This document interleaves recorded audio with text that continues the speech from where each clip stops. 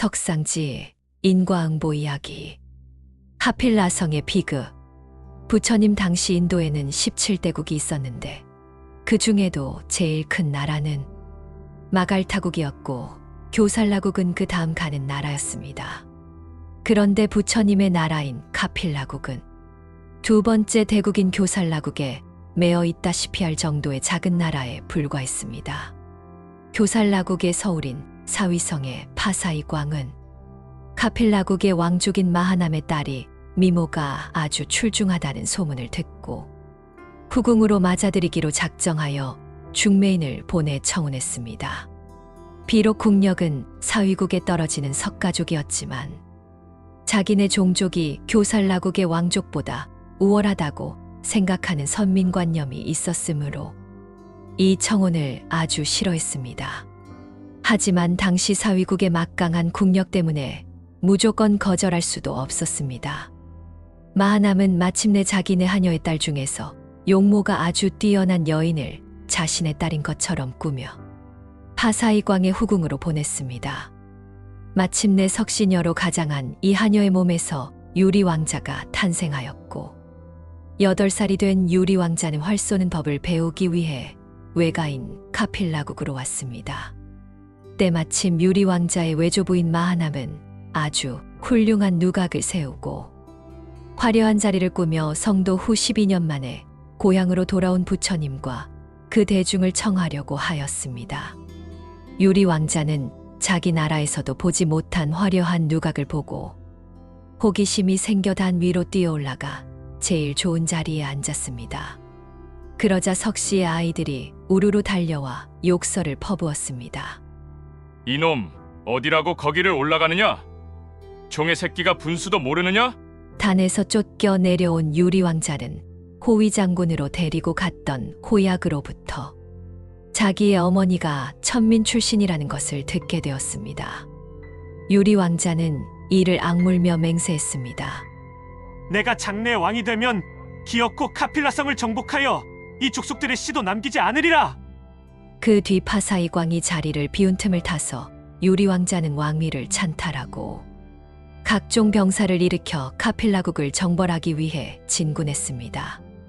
부처님께서는 이 일을 아시고 곧 신족통으로 카필라국으로 가는 길 옆에 마른 나무 밑에 자리를 잡고 앉았습니다. 그때 유리왕은 대군을 이끌고 진군에 가다가 부처님께서 앉아 계신 것을 보고 수레에서 내려 부처님의 발 아래 절한 다음 여쭈었습니다. 부처님이시여, 우거진 나무가 이 근처에 얼마든지 있는데 어찌하여 잎도 없는 마른 나무 아래 앉아 계시옵니까? 그러자 부처님께서 말씀하셨습니다. 왕이여, 친족의 그늘은 시원한 것이다.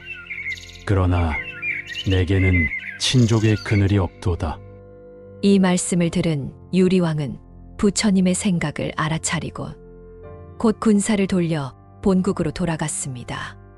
그리고 또 얼마 있다가 군사를 다시 일으켜 진군하였으나 그때도 부처님께서 마른 나무 밑에 앉아 있었으므로 돌아갔습니다. 이렇게 되돌아오고 하기를 3번. 그러나 왕이 4번째 진군하였을 때 부처님께서는 중생이 지은 숙세의 원업은 어쩔 수 없는 것이다. 이번에 희생되는 석시 왕족들은 다 천상에 태어나고 유리왕은 7일 내로 멸망을 당하리라. 하시고는 정사에 머물러 계셨습니다. 마침내 유리왕은 카필라국을 섬멸하여 석시족에게 잔인한 보복을 가하였습니다. 그러나 석시족들은 부처님의 법을 깊이 믿었으므로 계행을 지키기 위해 싸움을 하지 않고 유리왕에게 무참히 참사를 당하였습니다. 석시족의 마하남은 백성들의 참상을 보다 못해 유리왕에게 간청했습니다. 내가 강물 속에 들어갔다가 다시 떠오르는 시간만이라도 이 성 안의 사람들이 성 밖으로 도망을 치도록 허락해 주시오.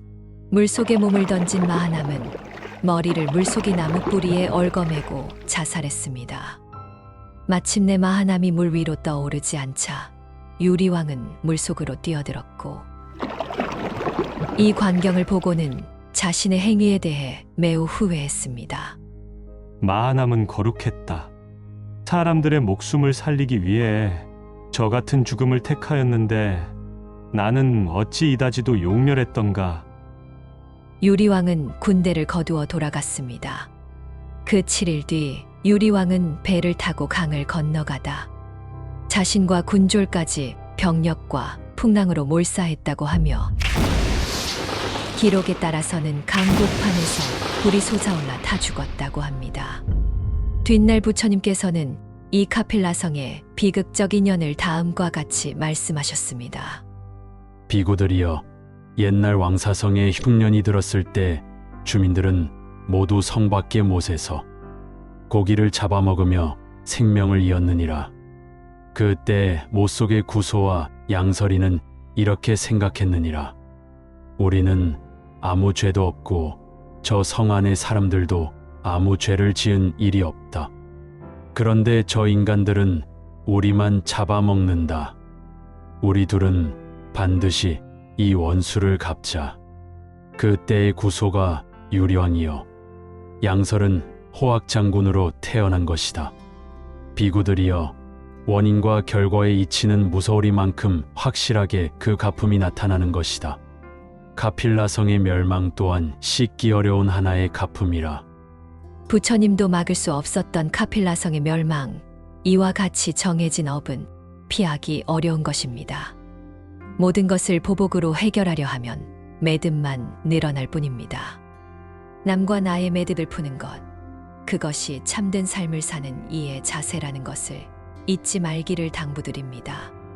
카필라성의 비극은 누군가의 칼끝에서 시작된 것이 아니라 먼 옛날 한 점의 원한에서 비롯되었습니다. 작은 원망은 세월을 건너 피를 부르고 복수는 다시 복수를 낳아 결국 자신을 불태우는 불씨가 됩니다. 그대여, 세상을 바꾸고 싶다면 누군가를 미워하지 마십시오. 원망을 놓는 순간 그대의 윤회는 멈추고 그 자리에서 비로소 자비가 피어납니다. 세월은 흘러도 인과는 흐르지 않습니다. 오늘의 마음이 내일의 세상을 짓습니다. 미움은 미움으로 사라지지 않는다. 오직 사랑으로 사라진다. 오늘도 그 한마디 자비를 마음에 심으시길 바랍니다. 합장합니다.